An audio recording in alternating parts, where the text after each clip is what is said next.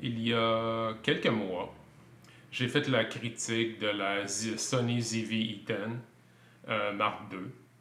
J'avais adoré la caméra pour le vidéo, mais ça m'a rendu curieux par rapport aux autres marques comme le Panasonic Lumix. Je les ai rencontrés à Profusion et ils m'ont suggéré la S9 comme une caméra vidéo parce que je leur parlais de la FX30 qui est une APS-C. Ils disent on a une caméra qui est full frame et qui est focusée sur la vidéo. Donc je leur ai demandé si je pouvais l'emprunter. Ils m'ont dit oui. Donc j'ai pris la caméra pour 2 semaines. Je suis pas compensé pour ce vidéo.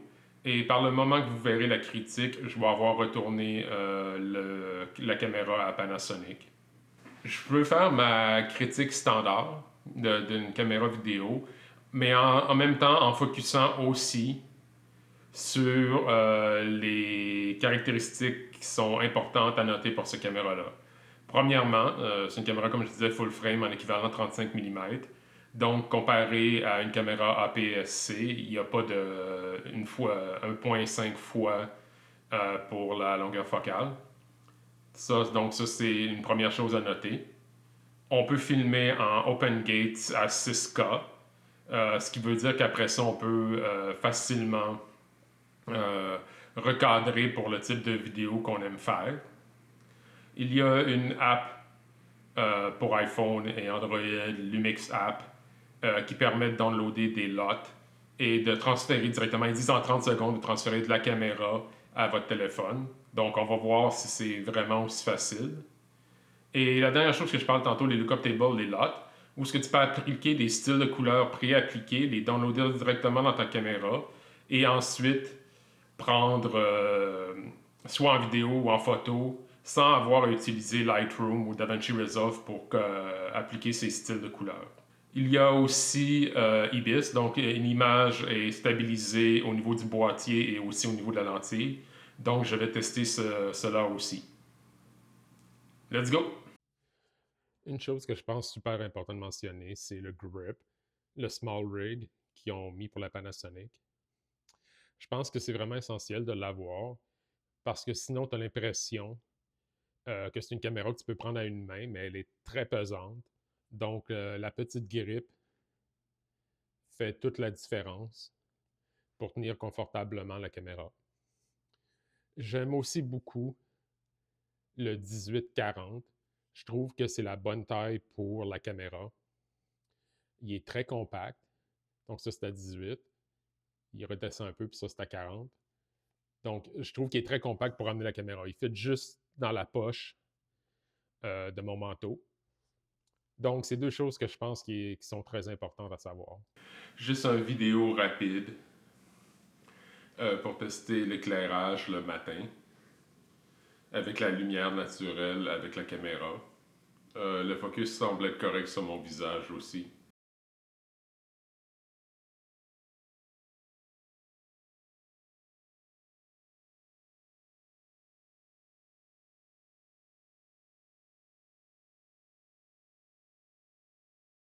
OK, parlons un petit peu du prix de la caméra. Vous pouvez avoir le boîtier en vente en ce moment à 1750 canadiens. Ou pour 2300, vous pouvez avoir la nouvelle lentille de 18-40 que j'ai adorée et qui est très compacte, qui vous permet de prendre des photos panoramiques ou des portraits. Donc, il y a trois bundles avec la 1840, le 28-200 ou le 20-60.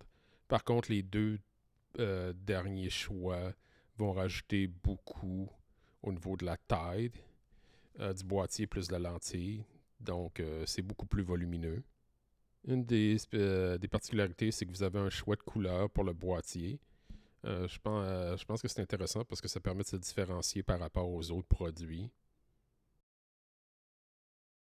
La caméra supporte les LUT, qui permet d'appliquer différents styles de couleurs directement sur vos photos et vidéos lorsque vous les enregistrez.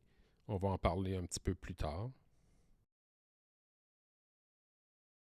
La caméra supporte aussi OpenGate, Donc, on peut enregistrer des vidéos à 6K, 24 ou 30 et ensuite reframer la vidéo, recadrer la vidéo de la façon qu'on a besoin.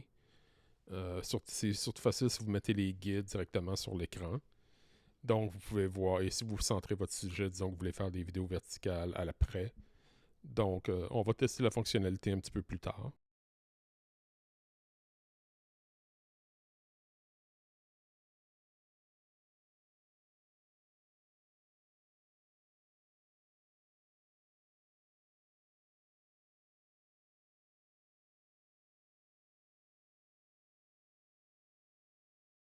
On peut voir ici les choix que ça vous permet de faire en enregistrant en 3:2 pour l'aspect ratio, donc à 6K. Et ensuite, vous pouvez juste recadrer au besoin. Le marketing parle de la caméra à les réseaux sociaux en 30 secondes. Donc, on va pouvoir tester leur application Lumix Apps aussi.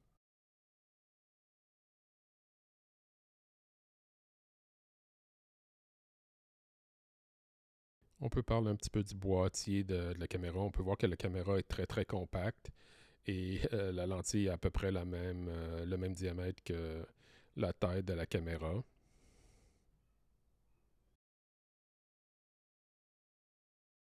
On peut voir ici la lentille sans le couvercle. Donc c'est une 18 mm ou 40 mm pour la distance focale. Il y a un seul cadran sur le dessus de la caméra. Pour les fonctions, un bouton pour enregistrer des vidéos, un bouton pour pour prendre des photos.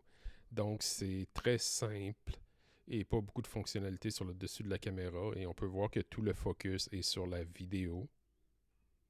Donc c'est pas une caméra hybride pour les photos et vidéos, même si vous pouvez prendre d'excellentes photos avec cette caméra.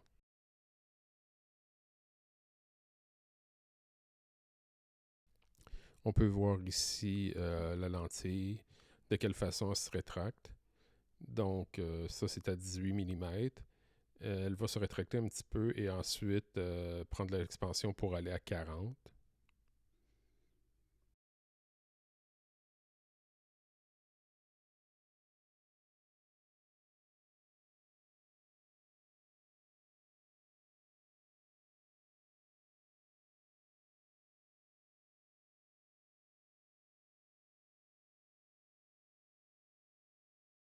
En dessous de la caméra, on va avoir la prise pour la batterie et à l'intérieur aussi, c'est à cet endroit qu'on va pouvoir mettre la carte SD. La durée de vie de la batterie semble bonne. J'ai amené la caméra avec moi pour 2 heures pour prendre des courts vidéo et des photos, vous allez voir dans ce review. Et j'ai pas eu besoin de recharger. Mais c'est sûr que c'était des courts vidéo de peut-être 1 minute ou 2 à chaque fois, maximum.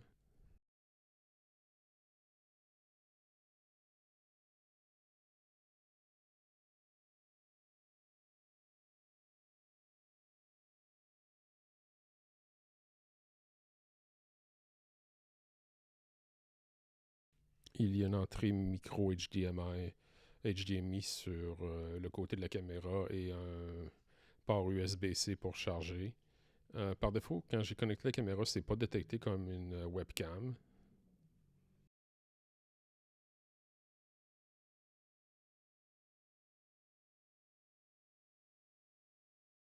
À l'arrière, on peut voir l'écran rétractable, un cadran pour les fonctions principales et le focus, c'est 2 boutons, un sur l'autofocus et un sur les LUT, donc pour les styles de couleurs, donc on va tester un peu plus tard.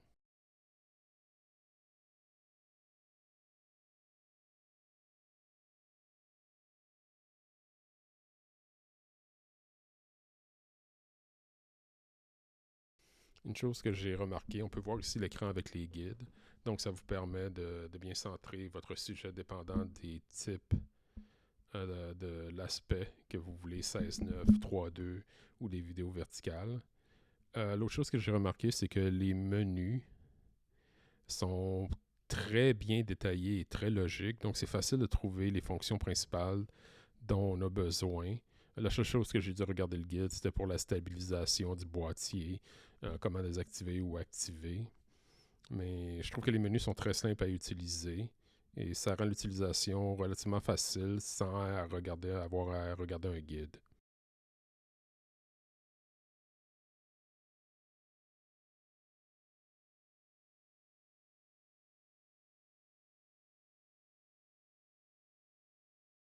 Une chose à noter, c'est que par défaut, la caméra n'a pas de poignée et je la trouve pas très stable au niveau quand vous la tenez, pas de façon très sécuritaire.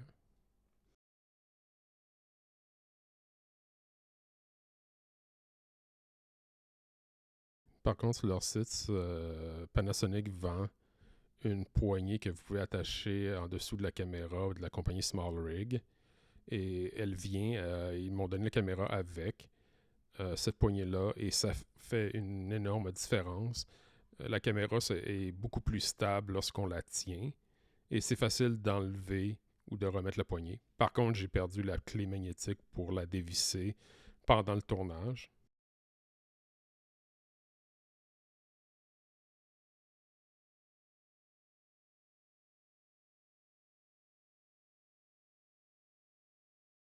On peut voir ici plusieurs photographies que j'ai prises durant la journée. C'était une journée très nuageuse, donc pas de soleil et quelques flocons de neige.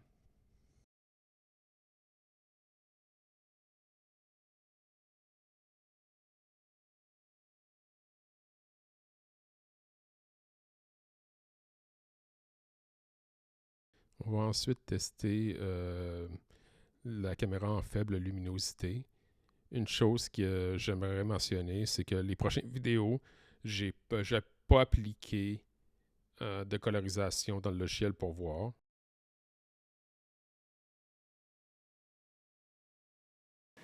Ceci est un test pour l'autofocus. J'ai mis l'autofocus sur les visages, donc je voulais voir de quelle façon ça allait faire. J'ai aussi utilisé un environnement très sombre, avec seulement des lumières de Noël qui sont derrière la caméra. Je voulais aussi tester l'audio en utilisant le microphone de la caméra. Le test précédent avait un lot de Synlox 709. Ok, j'ai ajusté l'éclairage, donc il y a beaucoup plus d'éclairage en ce moment, plus le lot par-dessus. Ok, sans aucun lot. On peut voir que l'image semble très très pâle pour même avec la white balance automatique.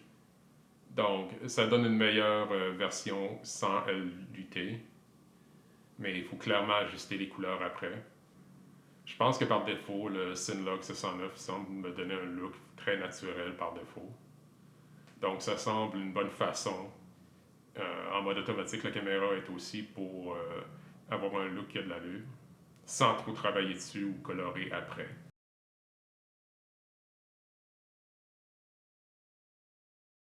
On peut voir ici des photos prises en soirée ainsi que tard lorsque il faisait nuit. Donc on peut prendre d'excellentes photos avec cette caméra-là. C'est juste que, comme je disais, le focus est vraiment sur la vidéo. Donc il va peut-être manquer des boutons que vous allez devoir reprogrammer si vous l'utilisez surtout comme photographe.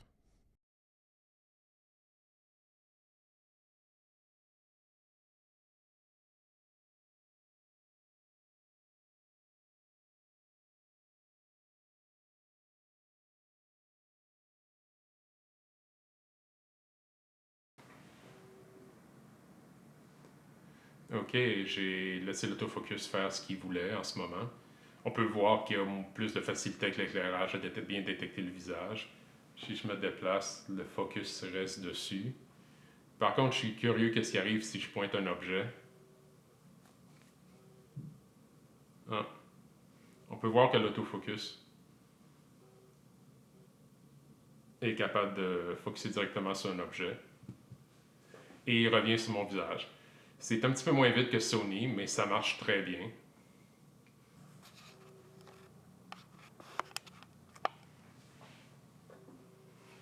Ok, ceci est à 40 mm. On peut voir l'autofocus qui avait la misère à focuser jusqu'à temps que je clique sur mon nez puis que je le focus comme ça. Et là, il n'y a plus le visage au complet. Rien de dramatique, il est aussi en mode automatique.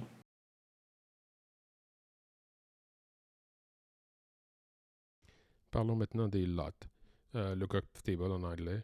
Comme je l'expliquais plus tôt, c'est des styles prédéfinis que vous pouvez télécharger dans l'application ou définir vos propres styles et ensuite les appliquer directement lorsque vous allez prendre une photo ou une vidéo. L'idée, c'est que ça vous enlève une étape de colorisation, soit avec Lightroom ou le logiciel comme DaVinci Resolve.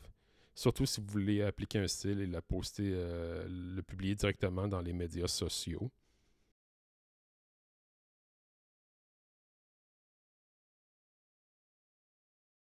Sans avoir à aller dans un logiciel après pour faire la colorisation.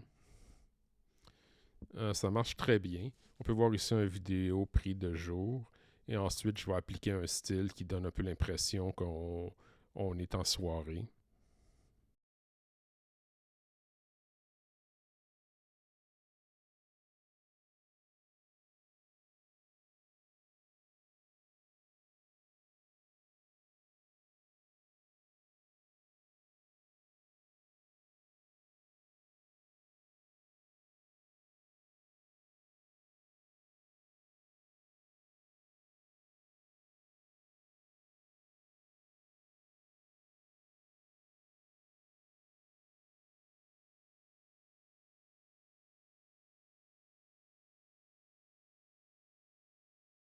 On peut voir ici l'application Lumix App. Donc, vous pouvez vous en servir pour télécharger directement des photos ou des vidéos sur votre téléphone pour les poster ensuite sur les médias sociaux. Et on peut voir ici, ce que je vais faire, c'est que je vais télécharger quelques styles pour les envoyer directement sur ma caméra pour ensuite les utiliser dans les photos et vidéos que vous avez vues précédemment avec les LUT.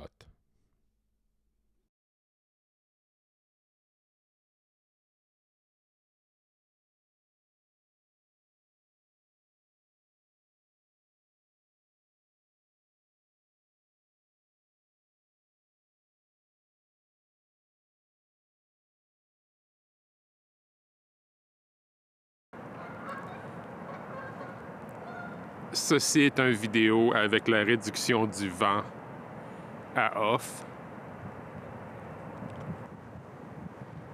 Ceci est une vidéo avec la réduction du vent à standard.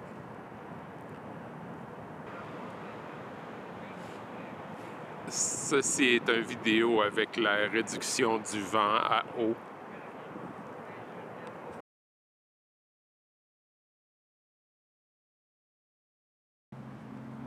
C'est un exemple de vlogging avec InBody, mais avec la stabilisation par image à off.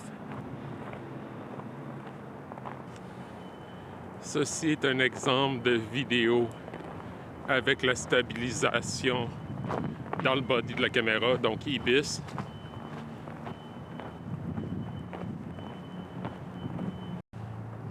Ceci est un test avec la fonction de boost pour la stabilisation par image. On va voir ce qui va arriver à l'autofocus après. Ceci est une vidéo avec la stabilisation électronique à standard. Le frame est quand même wide. Ceci est un test avec la stabilisation électronique à high. Là, on peut voir qu'il a croppé. Mais comparé avec une caméra à PSC, c'est encore très utilisable. C'est un exemple de vidéo stabilisée avec mon iPhone et mon Osmo Gimbal. Donc, juste pour comparer.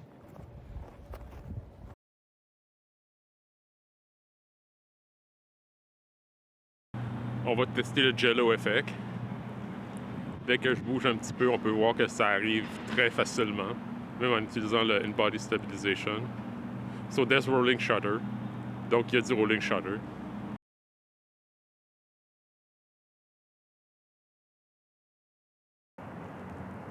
Ceci est une vidéo à 4K30. Donc, normalement, il ne devrait pas avoir de crop. Ça, c'est une vidéo à 4K 660. Donc, on peut voir qu'il a déjà croppé. En général, je vais laisser à 4K 24.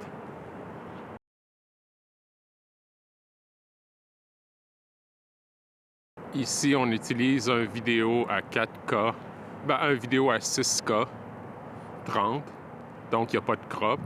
Puis on va utiliser OpenGate après pour reframer le vidéo. Ici, on utilise un vidéo à 4K, un vidéo à 6K 30, donc il n'y a pas de crop. Puis on va utiliser OpenGate après pour reframer le vidéo.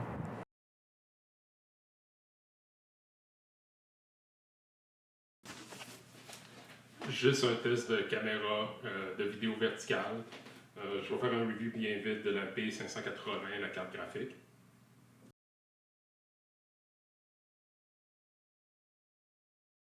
So, qu'est-ce que je pense de la Lumix S9?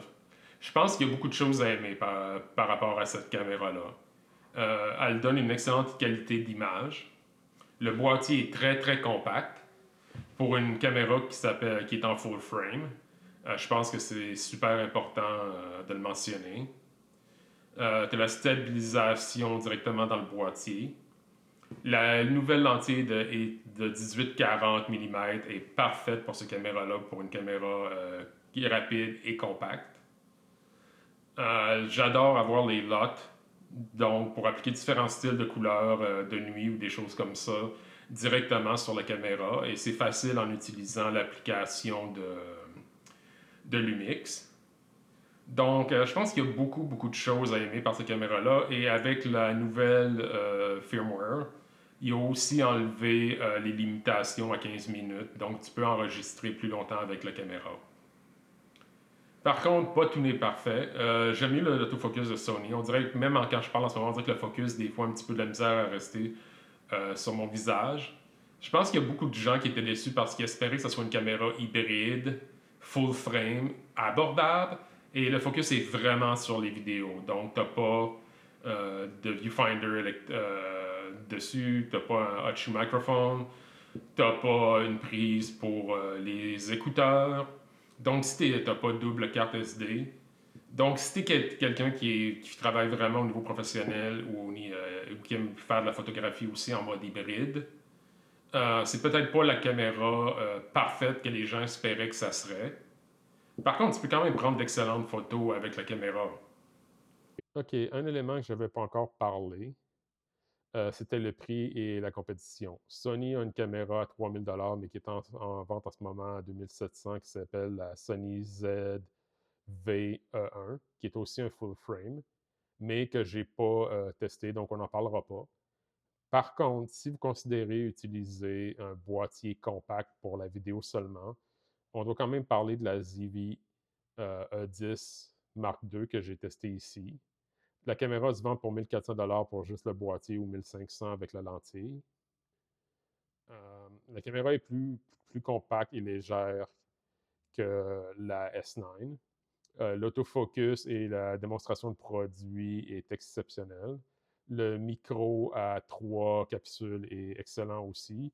Donc, si vous faites juste des reviews comme sur YouTube, des talking heads comme je fais en ce moment, en train de filmer avec mon téléphone, et ou que vous allez vlogger beaucoup, et elle peut faire l'interface switch en mode vertical pour les vidéos, la E10 Mark II serait un excellent choix.